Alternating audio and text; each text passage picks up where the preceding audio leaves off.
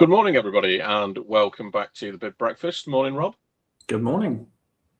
Well, today, unusually, is going to be led by you instead of everybody listening to what I've got to bang on about. So today's session is all around the impacts of the various local elections and also parliamentary or parliaments that have been elected. So today, I'm simply just going to turn over to you and sit back in my chair and have an armchair ride for the day.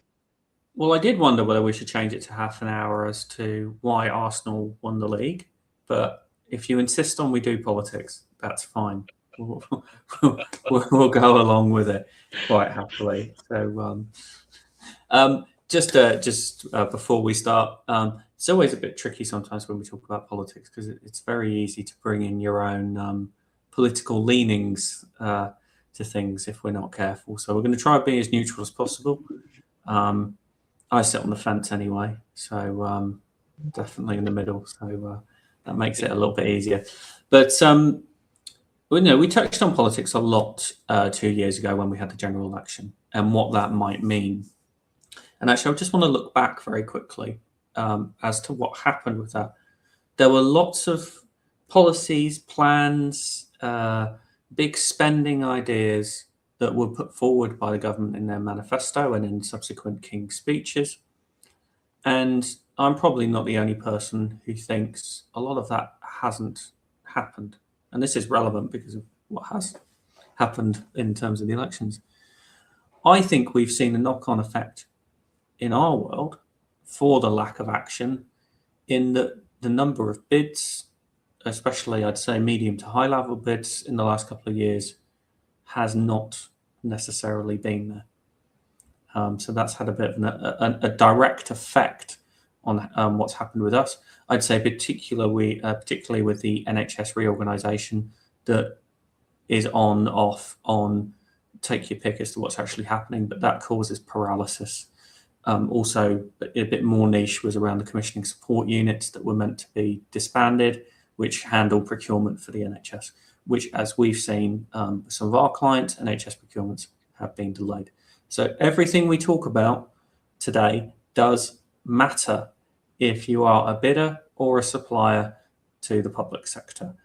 Politics does matter, even though governments and councils still have to procure certain things in certain ways. How they do it, what they're looking for, and some of the social value elements will change depending on which party is in charge and making decisions. And the other thing I'd say is, since the Second World War, even before that, your councils have generally been run by Labour or the Conservatives in fairly standard ways. There are differences between the two, obviously, but you kind of know what you're going to get. Urban, you're going to be Labour with their priorities. Rural, generally Conservative, some differences. What we've seen with what's happened in the elections that have just gone is that the more extreme ends, I don't know if extreme is the right word, the more polarized elements of politics are now coming into play. And that's almost an unknown quantity as to what that means in terms of who's running your council and how they're going to be procuring things and how they're going to be scoring things, what they're looking for, those relationships you might need to develop as well. So again, this all matters. Just a quick summary of what did happen a couple of weeks ago is, to nobody's surprise that followed the news, that Labour got annihilated. And I think 1,500 seats being lost across the country was pretty much spot on with the prediction that many of the polls had. Losing control of 38 councils, I can't even go through many of those that were lost. And some of those that were lost had been run by Labour since, I don't know, since my dad was born, probably in the 1950s. So, again, that's a big change in some places. You're going to see different things happening. Reform, as expected, did incredibly well. I've just named a few of the councils on there. They won 14 in terms of control. Havering in northeast London, and that's a place we've done work even recently. Sunderland, which has been run by Labour for a very long time, and the top level of the County of Essex, which is a huge one, I think from last year or the year before, they already run Kent as well. The Lib Dems keep doing what they're doing in terms of they generally are picking up seats off the Conservatives in the South. Generally, and this is me trying not to put political bias on this, they are generally seen to be good, stable hands at running local councils. You probably wouldn't see too much change in what they're doing. The Greens have taken over 5 councils. That's big. I think they were only running Bristol and maybe one other before a couple of weeks ago. The big difference for them is that some of those are in central London now, Hackney and Lewisham, with big budgets, big populations. So that's going to be interesting. And the other bit of the night is that was completely underreported, I think, due to the scale of Labour's losses, is the Conservatives lost a lot of councils, a lot of seats. And again, that just kind of highlights the polarisation of where things are. It's either the extreme ends, what people might call the extreme ends in Reform and Greens, or the very centre, which is the Lib Dems. If you're slightly off to the sides, you got absolutely destroyed. What does that mean? Well, a lot of it's too early to tell. All we can go on at the moment is what's happened over the last couple of years. So there was a report, I think it was commissioned by the LSE. The details of that are in the blog we published a couple of weeks ago, is that where Reform has been in charge, they have been scrapping local climate targets. Now, what that means in our world is that, well, there may not be questions on the environment under social value, or they may not be as important. That's the only real direct consequence we could see. This is probably something we'll start revisiting in the next year or two as well, to see how are Reform running councils. I know there's been a lot of press as to how they've been running Kent. I do believe that Kent had a huge budget deficit when they took over. So from what I can tell, there have been scrapping of various services, which may mean there's less procurement, or that price may be a more sensitive issue. But I think Kent is a very localised example that doesn't necessarily reflect how Reform would run things. On the other side of the coin, the Greens have been running Bristol, which is a bit unique in its own way as well. But they're more likely to be focusing on ambitious climate targets and local suppliers, which feeds in to low carbon emissions as well. So that's also something to consider at council level. I'm going to grab a sip of coffee and stop talking for a second. And just, Matt, have you got any reflections on what's happened in England? Well, what I've just been sort of making a few notes on, Rob, was when we had Steve Smith on last year or the year before, who was a Conservative councillor at the time, just going through re-election, and some of the stuff that he told us that day was around potentially the Greens winning the Bristol Council, the impact that might have on social value and the environment. And then 2 years later, we're having exactly the opposite conversation about potentially some of those environmental requirements being lessened. And what's just sort of occurred to me is we're almost in this stage now where we might get real polar opposite procurements, which then creates this disparity across the country. And I want, like, one of our frustrations over many years, and one of Mark's reflections on Born to Bid around being a new bid writer and new to the public sector, was why there is lots of duplication, why things aren't done the same and at scale. And maybe this makes things even worse. I think we just have to wait and see how things play out. But it hadn't really occurred to me until I was just listening to you there, that potentially we're going into a world where previous content, and I know, we would always say don't use previous content other than as a base to start an answer from, but it's almost like every bit needs to be completely unique, which is what we would say anyway. But it puts more pressure on teams where they're only bidding, one product line or one service, and they're very similar and the questions are the same. So potentially it's more work for bidders. I think so. I think it really can be, and I think you really need to be conscious of what is going on in the area you're bidding in and who your audience is. Now, the people running the council day to day may not change, but they are essentially civil servants who are enacting the policy of their political masters. So things will change. And if a Green council or a Reform-led council has a particular direction they want to go in, there will be a knock-on effect over the next year or two as to how that flows down into our world. And it may also flow down into what existing suppliers have to do as well. Think about contract renewals, for example, or re-procurement. You may have to have a slightly more flexible approach. Where you're going to find that particularly difficult if you're a long-term supplier is councils that may flip regularly. Now, off the top of my head, I can't think of a council that would flip necessarily between Reform and Green, but particularly between Reform and Labour in the north, the old red wall, as they call it, that is very possible. And there will be knock-on effects as to what might happen with that, depending on who the Prime Minister is, which we'll get into a little bit later. But let's move on for the moment. Now, Wales was quite interesting. Wales has been politically dominated by Labour since the early part of the last century. It's a very proud Labour area generally. I know the Conservatives did quite well under Boris back in the day, but everything has changed in Wales. So Plaid Cymru, the Welsh National Party or Nationalist Party, might have won the most seats, and that's an astonishing climb from where they were. I can't remember the exact number of seats they had, but it wasn't too high. And second place were Reform. I think the polling before was actually, a lot of people are thinking Reform would be the highest party in Wales, but I think things turned out slightly differently on the night. But Plaid don't have enough seats for a majority. How they will govern, from what I've read at the moment, is they are looking to be a minority government, which means compromises will have to be made with other parties to pass legislation. In reality, they will have to make compromises with the Labour Party to make those happen, or at least some of the Labour Party and Green and Lib Dems, and potentially any more centrist Conservatives, if there are. How that plays out with how Plaid will be able to govern effectively until the next election, who knows?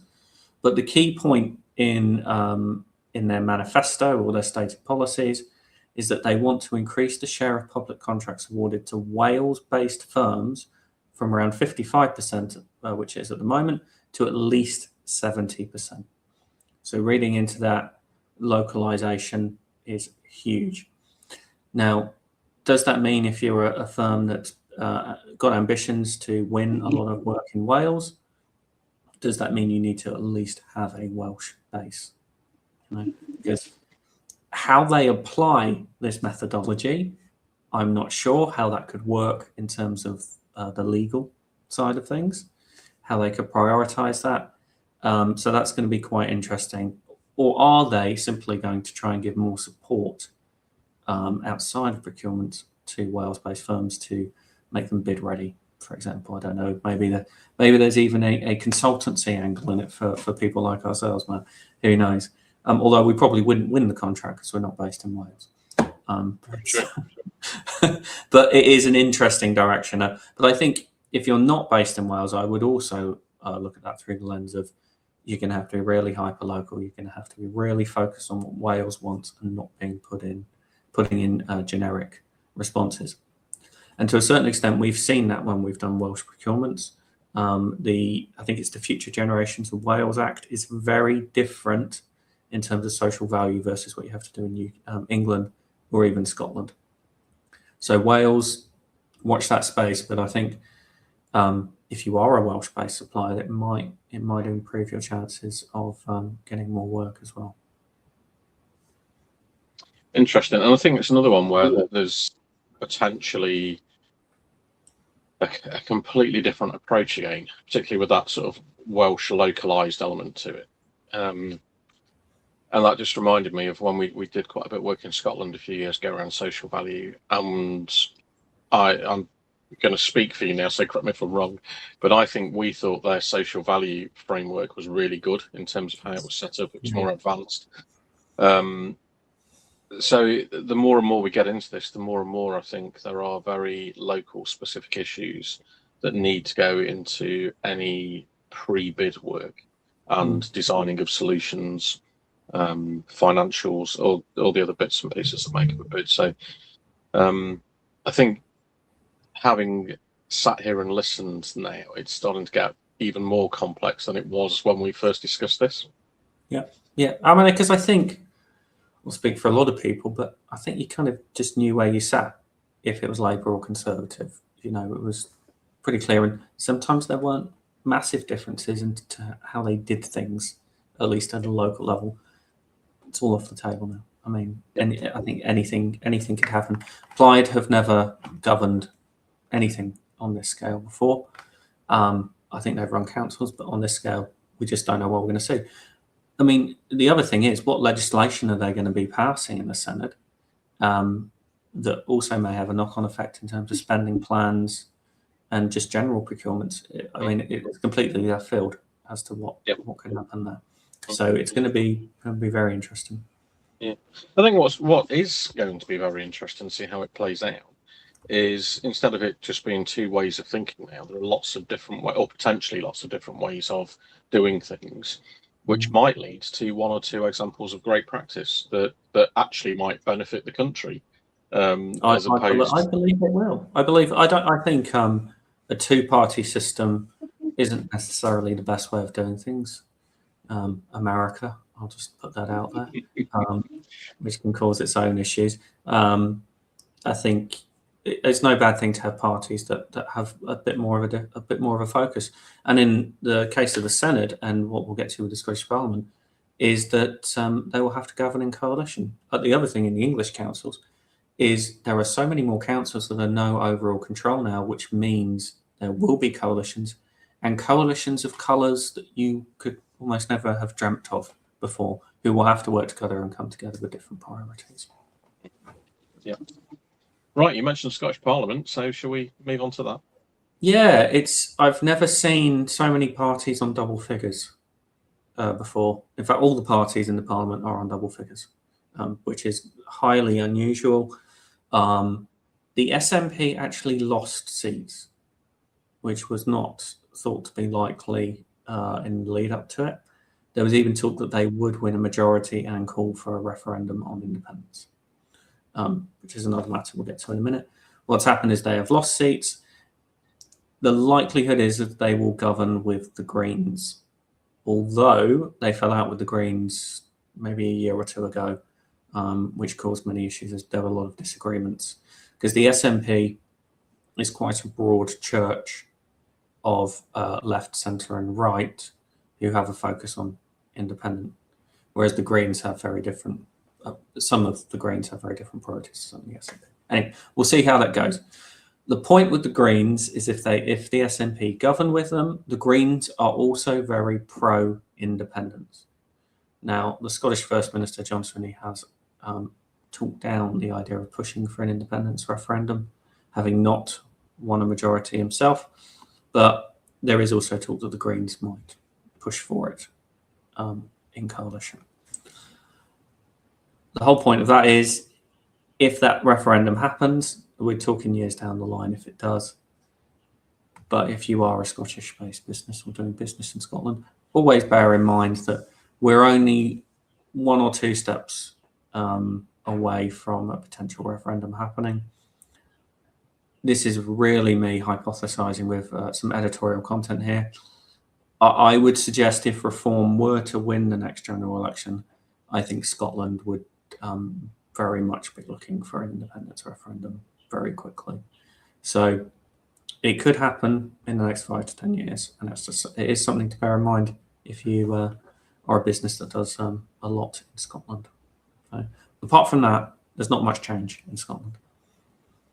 Well, that could be interesting, Rob, because a lot of the renewable energy investment has gone into Scotland, hasn't it?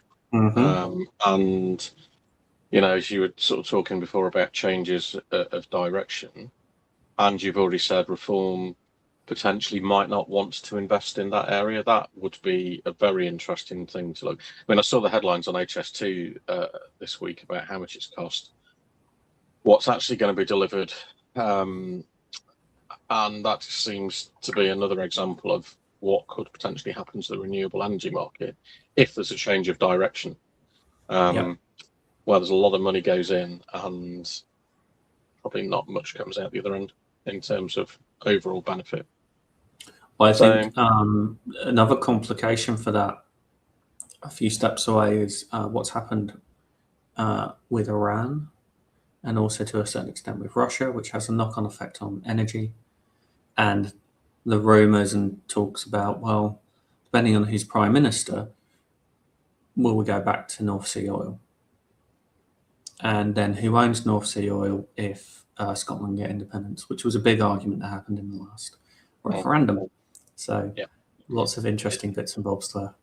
I think it's going to be really interesting for those bidders that have got some sort of strategy in terms of growth or just retention of their current business, to try and make a number of assumptions based on what's just happened with the elections and any whether it's things that we've suggested or other things that are in the press about what the country might look like over the next sort of 2, 3, 5, 10 years. I think those certainties have gone.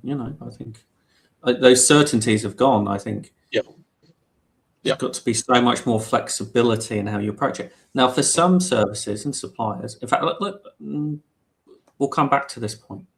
Right. All right. We're treading onto. Right. I mean, I wrote this a couple of days ago. I don't think anything's changed. Unless you've been living under a rock, there's been a lot of talk about will the Prime Minister be removed. I don't think he's going to resign by the sounds of it, but who knows what's going on behind the scenes. I think the likelihood is if Andy Burnham does win his by-election in Makerfield, and that's it, if he doesn't win that, then God knows what's going to happen. The expectation is that he would win a leadership contest versus Keir Starmer. Who knows what would? There's a lot that could happen. I think that the thought is it would happen by the September party conference. So we're still talking a few months away. Frankly, I think it's a few months we can't afford to lose. But I'm not running the country. I think all that does is just make everyone wait even longer for anything to happen, and we'll end up with a bit of a zombie government. But anyway, why does that matter to us? Well, a new Prime Minister is probably going to have his own policies and ideas about where he wants things to go. That will have a knock-on effect on legislation, spending plans, and then ultimately procurement. Not only at a top level, top government department level, what happens with the NHS? Andy Burnham used to be Health Minister back in the day. I'm not entirely sure what his plan is for the NHS.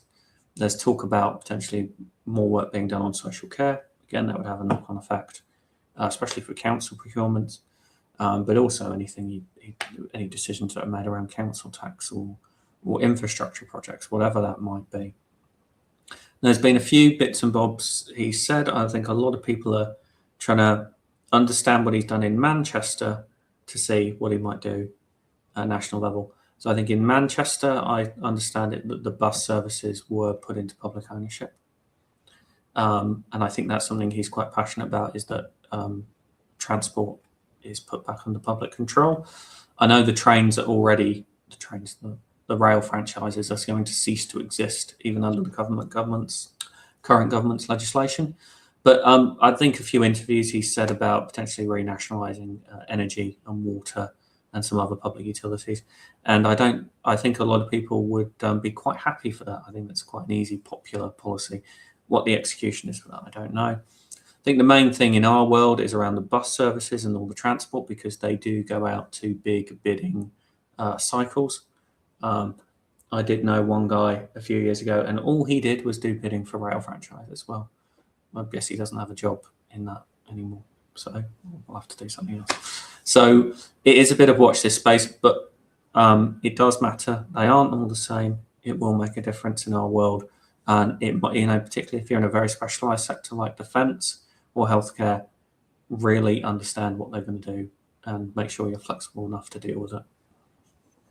But I've noticed, honestly, we look at tender notices every day, and there's been some really interesting defence tenders recently, from sort of smaller stuff like body armour to complete radar systems, and it's been really interesting just seeing what is being procured at the moment and I guess that's all linked to the increase of money towards NATO and that increased commitment there. So it's going to be really interesting across different sectors.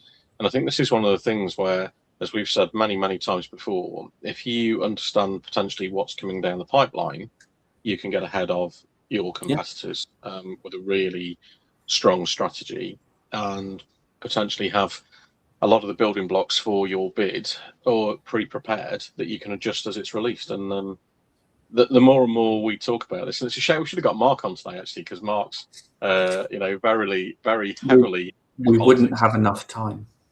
No, that's true, and I think it would end up inevitably talking about history, as that's the degrees that both of you have done, and I would just be sat here asleep. So we should probably go back to being more sensible. Is there anything else to say around? No, we'll carry on, because I mean, we've got a bit of a summary next as to why things are important. Knowledge is power. You might find it very boring, but it might be the difference between being prepared and understanding what makes a good bid in your sector and the area you're going for, and losing. Other bidders will be paying a lot of attention to all of this. Again, it really does depend. I mean, if you're more of an organization that makes a product, well, you might not think that a lot of what we talked about is particularly interesting or worthwhile. But if it's a proper procurement, you're still going to have to do social value, and you need to understand what the local priorities are. And if that social value is 20%, then that could be the difference between you winning and losing. Which I know we sound like a broken record on that, but it's important. Flexibility is key. Who is in charge? What are their priorities?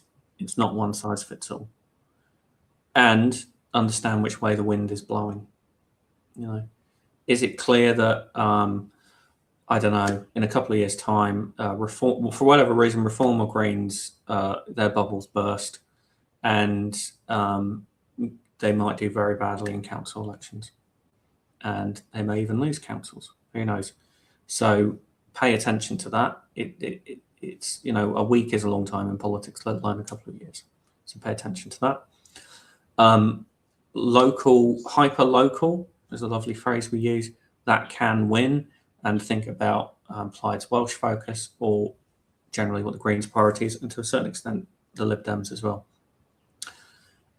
Price can also be a sensitive issue depending on who's in charge, but also the local nuances. I talked about Reform in Kent, which already had budget issues.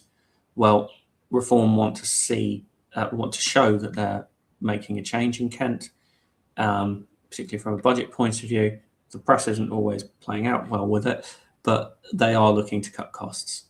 So any new procurement, it's probably going to be very price sensitive. Don't put your own politics into it. Okay, you may completely disagree with the Green Party on their climate policies, for example. But do you want to win the work across the entirety of Bristol, which has 500,000 people and might be a really nice, juicy contract?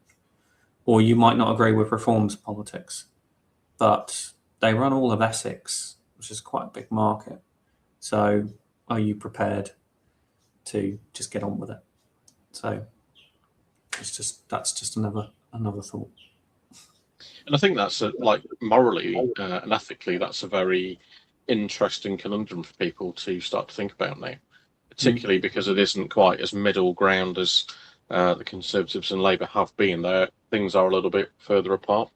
There's a couple of points just to finish with. I think linked to price can be king. I don't think there's ever been a better time to innovate now, particularly with AI and tech. A lot of things being delivered remotely. I think, again, if you start to think and respond to what local councils and parliaments are doing, this could be the time to really move your business forward. And it doesn't need to be less. It can just be delivered differently. So I think that's one thing I think people need to think about. And the second's a slightly bigger question, Rob, that you might not have time to answer.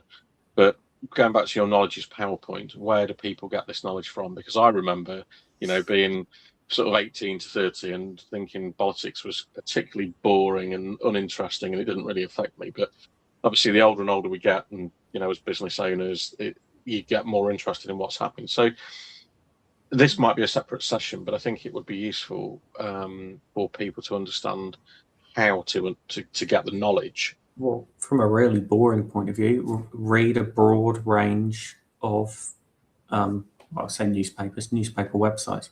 The broadsheet style ones, I generally, my go-tos are the Guardian, the Times, and the BBC.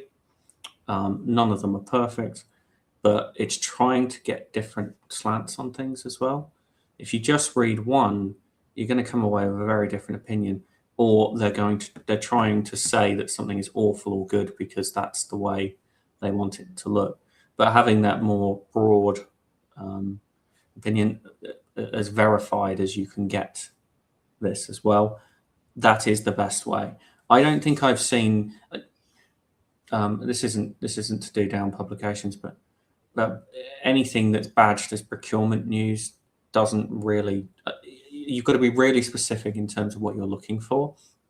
I think maybe if you're in the defence industry, there are publications that really work for you there, or construction or FM. But for a broad understanding of what's going on around all of this, I'd read the broadsheet newspaper websites and the BBC. Are there any social media channels, platforms that you could recommend broadly? I mean, that's, to be honest, that's how most. If you can filter out, the problem is the social media goes on an algorithm with what it thinks you want. So to get it into that place would be very difficult. Outside of work, my go-to social media is Reddit, because it gives more interesting, nuanced opinions. I wouldn't say it's great for politics or this kind of stuff. LinkedIn is about as good as you're going to get, but LinkedIn has its own issues as well. Facebook, no. TikTok, why? No, I don't think social media is particularly good. No. That's interesting. So I get some really interesting debates, quite often polarized debates on social media, which I find really interesting. Well, the debate's fine, but that's not information necessarily. Podcasts. Podcasts are the one I would turn to. I mean, I wasn't a fan of George Osborne back in the day, but that one he does with somebody is quite good, and Rory Stewart as well.